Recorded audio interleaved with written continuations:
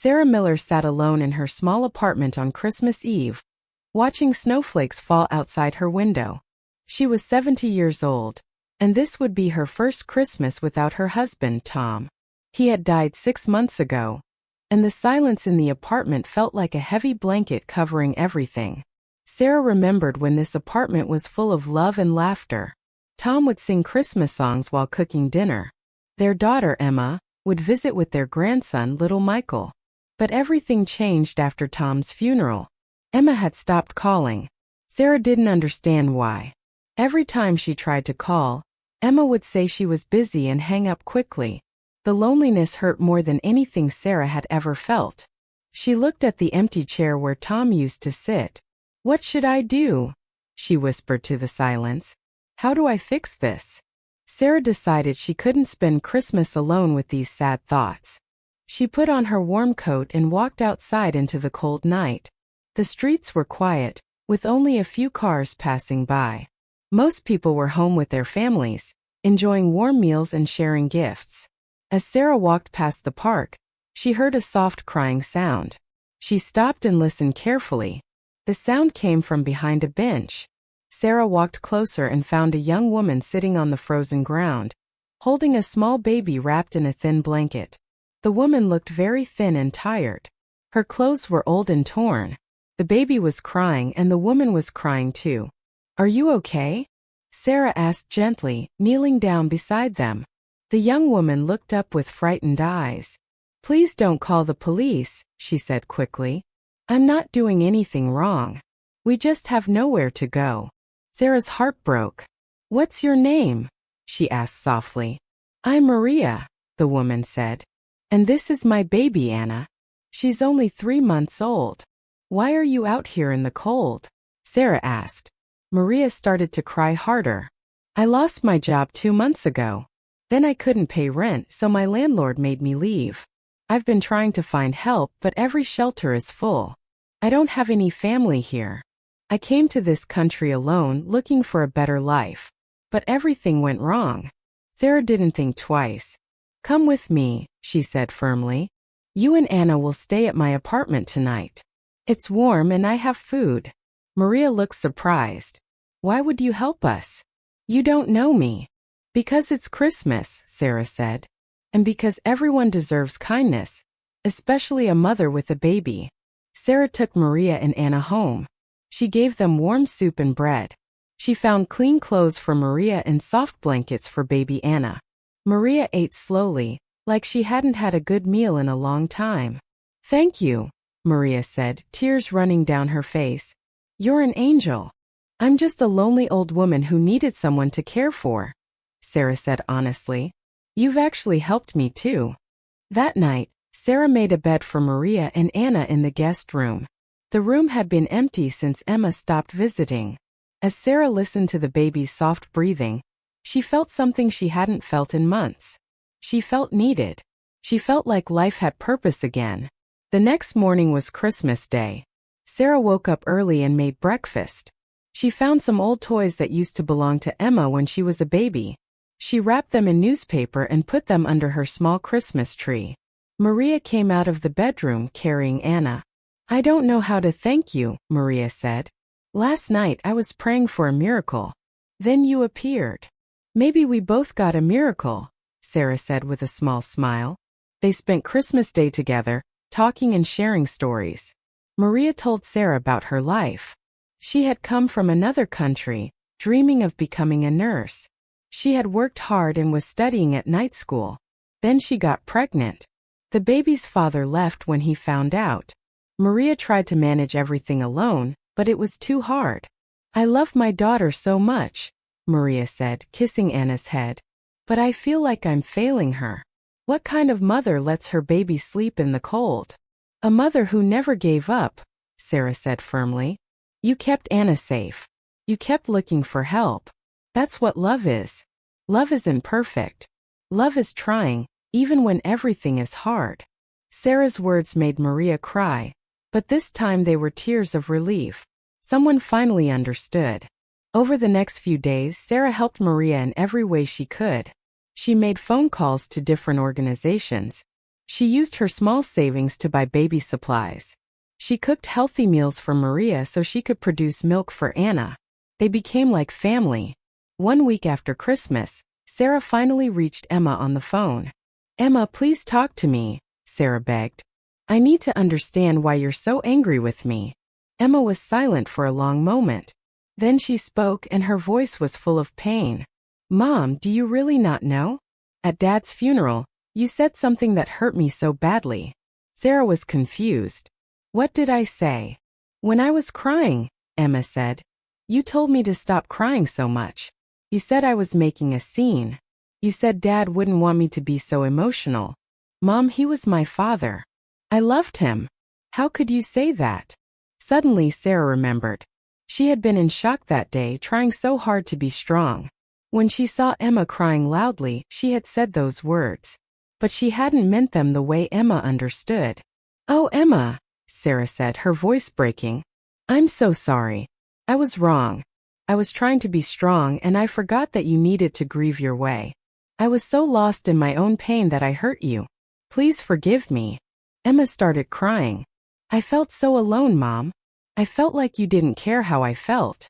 "I care more than anything," Sarah said. "You're my daughter. I love you. I was just lost. Your father was my partner for 45 years. When he died, I didn't know how to be myself anymore. I didn't know how to be a good mother without him beside me." They both cried on the phone. Then Emma said, "Mom, I miss you. I'm sorry I stayed away. I was hurt, but I should have talked to you." "Come visit me," Sarah said. "There's someone I want you to meet." Emma came the next day with Michael. When she walked into the apartment and saw Maria and baby Anna, she was surprised. Sarah told her the whole story. Emma listened carefully, and Sarah could see something change in her daughter's eyes. "Mom," Emma said, hugging Sarah tightly, "I'm proud of you. You helped someone when you were hurting. That's real strength." Emma, who worked as a lawyer, offered to help Maria with her legal papers and housing applications. Michael was excited to see a real baby. He gently touched Anna's tiny hand and smiled. Over the next months, Sarah's apartment became full of life again. Maria and Anna stayed while Maria got back on her feet.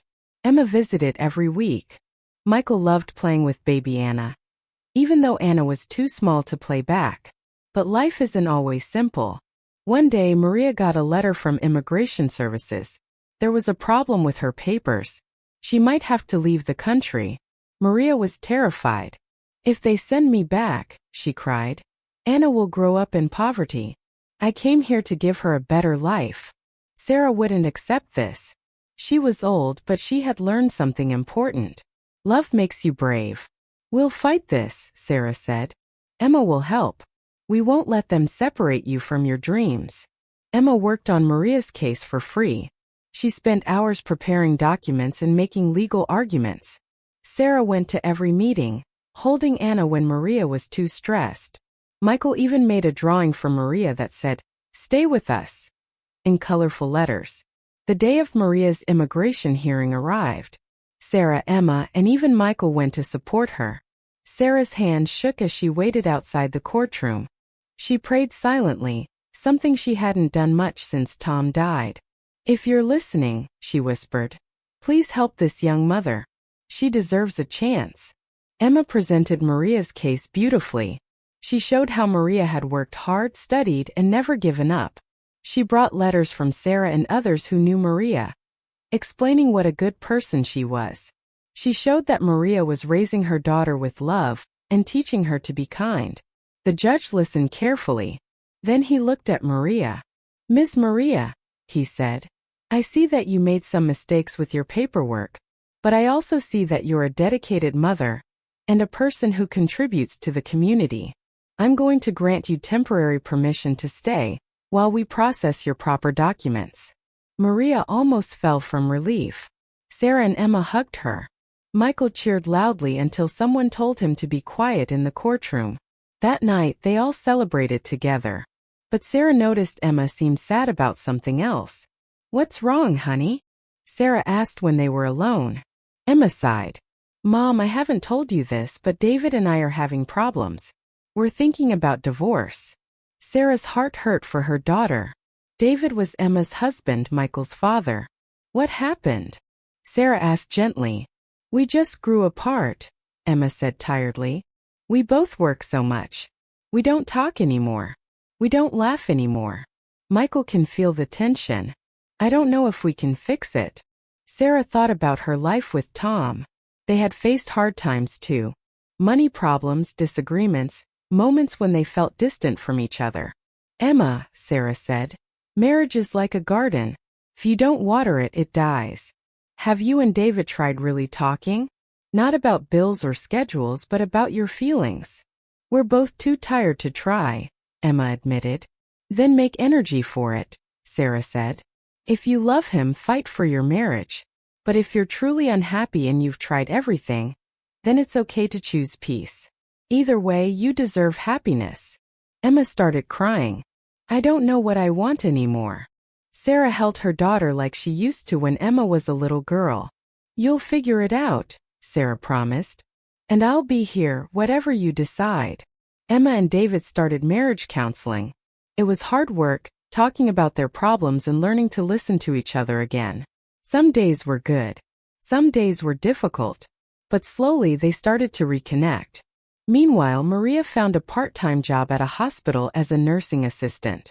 It wasn't her dream job yet, but it was a start. She was determined to finish her education and become a real nurse. Sarah watched Anna during Maria's shifts, and she loved every moment. One day, while Sarah was feeding Anna, the baby smiled at her. It was a real smile, not just gas. Sarah felt her heart fill with so much love that she started crying happy tears. Tom, she whispered to the sky, I wish you could see this. I'm okay now. I'm not alone anymore. Spring came, bringing warm sunshine and flowers. Sarah's apartment building had a small garden, and Sarah decided to plant vegetables there. Maria helped her, and they taught Michael how to plant seeds. You put the seed in the dirt, Sarah explained to Michael, and you water it and give it sunshine. Then, like magic, it grows into food. Michael was fascinated. Every day he ran to check on his seeds. When the first tiny green shoots appeared, he screamed with excitement. Grandma! Grandma! Look! They're alive! Sarah laughed, feeling truly happy. She looked at the garden and realized it was like her life. After Tom died, she had felt like a dried-up plant. But then Maria and Anna came and Emma came back, and slowly Sarah had grown again. She had bloomed. One evening, Emma came to visit with good news. Mom, she said, smiling. David and I are going to stay together. We've been working hard on our relationship, and we're remembering why we fell in love. It's not perfect, but it's better. We're learning to really see each other again. Sarah hugged her daughter. I'm so happy for you. You inspired me, Emma said. Watching you help Maria, watching you open your heart after Dad died. You showed me that love is about action, not just feelings. You showed me what real strength looks like. That summer, Maria passed her nursing exam. She was officially a licensed practical nurse. The whole family celebrated with a party in Sarah's apartment. They invited neighbors, and the small apartment was full of people laughing, eating, and dancing. During the party, Maria stood up and made a speech. I want to thank Sarah, she said, her voice shaking with emotion. Last Christmas I had nothing. I was ready to give up. Then this beautiful woman found me in the park and showed me kindness when I needed it most. She didn't just give me a place to sleep. She gave me hope. She gave me family. Because of her, my daughter will grow up safe and loved. Because of her, I achieved my dream. Sarah, you're my angel. Everyone clapped. Sarah wiped tears from her eyes. You gave me something too, Sarah said to Maria. You reminded me that life isn't over just because someone we love dies. You reminded me that I still have love to give. You gave me purpose again. They hugged, and baby Anna, now almost 1 year old, clapped her tiny hands together, making everyone laugh. As the years passed, Sarah watched Anna grow. Anna's first word was Nana, which she said while looking at Sarah. Anna's first steps were towards Sarah's open arms. Maria eventually moved into her own apartment, but she visited Sarah almost every day. They were family now, bound not by blood but by choice and love. Emma and David's marriage grew stronger. They had another baby, a little girl they named Sarah after her grandmother. Old Sarah held baby Sarah in her arms and felt the circle of life continuing. Michael grew into a thoughtful young boy who loved helping people, just like his grandmother had taught him. He volunteered at the hospital where Maria worked, bringing smiles to sick children. One day, 5 years after that cold Christmas Eve, Sarah was sitting in the park where she had found Maria. She came here often now to think and remember. A young man sat down on the bench beside her. He looked sad and lost. "Are you okay?" Sarah asked gently. The young man looked at her. "I just lost my job," he said. "My wife is pregnant, and I don't know how I'm going to take care of my family. I feel like such a failure." Sarah smiled kindly. "You're not a failure. You're just facing a hard moment. But hard moments pass. Do you have people who love you?" "Yes," the young man said. "My wife, she believes in me even when I don't believe in myself." "Then you're rich," Sarah said. "Love is the most valuable thing in the world. Everything else you can rebuild." "I know because I've had to rebuild too." She told him her story about losing Tom, about finding Maria, about learning that life continues even after loss. The young man listened and slowly, hope returned to his eyes. "Thank you," he said. "I needed to hear that." "We all need hope," Sarah said. "And sometimes hope comes from a stranger who cares enough to stop and listen." That night, Sarah made dinner for her extended family. Emma and David came with Michael and little Sarah. Maria came with Anna, who was now a bright, curious 5-year-old. They all sat around Sarah's table, eating and talking and laughing. Sarah looked at each face around the table. She thought about how empty her life had felt that Christmas Eve 5 years ago. She had been so lost in grief that she couldn't see any future. But then she had chosen to step outside, to keep walking, to keep her heart open. And that choice had changed everything. "I want to say something," Sarah announced. Everyone got quiet and looked at her. 5 years ago, I thought my life was over. I thought when Tom died, all the good parts of my life died too. I was so wrong. Life gave me a second chance at happiness. Gave me all of you. Maria and Anna, you taught me that family isn't just about blood. Emma, coming back to me, taught me about forgiveness. Michael and little Sarah, you remind me every day why life is precious. David, thank you for working hard to keep this family together. And Tom, Sarah looked up, thank you for giving me 45 beautiful years. Thank you for teaching me how to love. Because of you, I knew how to open my heart again when Maria needed me. There wasn't a dry eye at the table. Maria reached across and held Sarah's hand. Emma did the same from the other side. Anna climbed onto Sarah's lap and hugged her neck. We love you, Nana, Anna said sweetly. I love you all too, Sarah said. More than words can say. Later that night, after everyone went home, Sarah sat alone in her apartment. But this time the silence didn't feel heavy. It felt peaceful. She looked at the photos on her wall. Pictures of Tom, of Emma growing up, of new pictures with Maria and Anna, of Michael holding baby Sarah. Sarah understood something important now. Grief and joy could exist together. She would always miss Tom. She would always love him.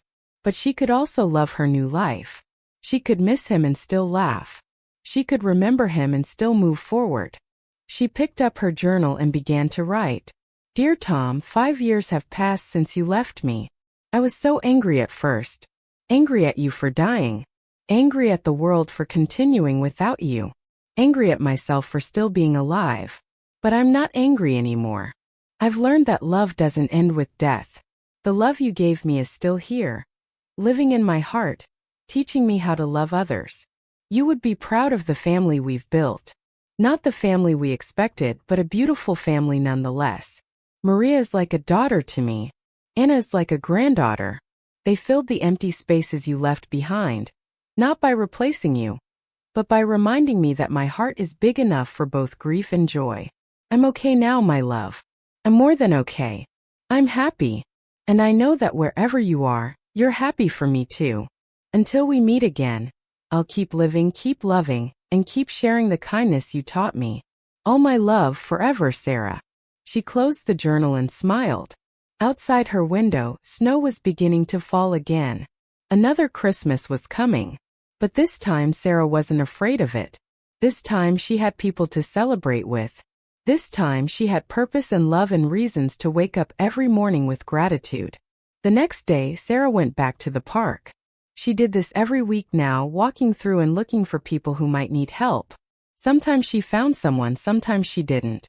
But she always looked, because she knew that one small act of kindness could change everything. As she walked, she saw an old woman sitting alone on a bench, crying softly. Sarah didn't hesitate. She sat down beside the woman and asked gently, "Are you okay? Can I help?" The woman looked up, surprised that someone had noticed her. "I just feel so alone," she said. Sarah took the woman's hand. "Tell me about it," she said. "I'm listening." And as Sarah listened to this stranger's story, as she offered comfort and hope, she understood the beautiful truth of her life. Tom's death had broken her heart open. But Maria and Anna had taught her that a broken heart could let more light in. The cracks in her heart had become places where love could flow out to others. Sarah had learned that we heal not by closing our hearts to protect them, but by opening our hearts to serve others. We find ourselves by losing ourselves in love. We discover that the antidote to pain is not avoiding more connections, but making deeper ones. As Sarah walked home that evening, the setting sun painted the sky in beautiful colors of orange and pink.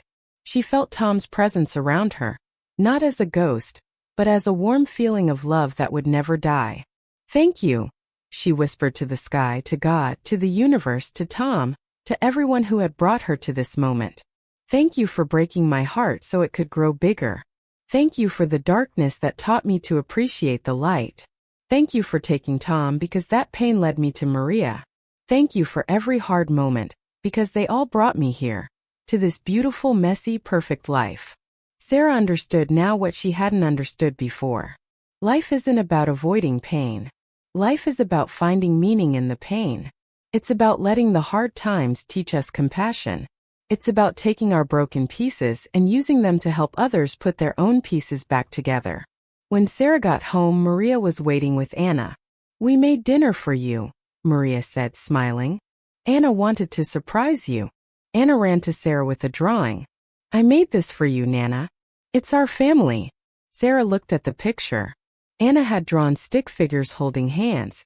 She had labeled them Nana Sarah, Mama Maria, Anna, Aunt Emma, Uncle David, Michael, and Baby Sarah.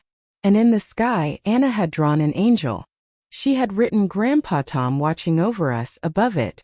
Sarah's heart filled with so much love she thought it might burst. This was her life now. This was her family.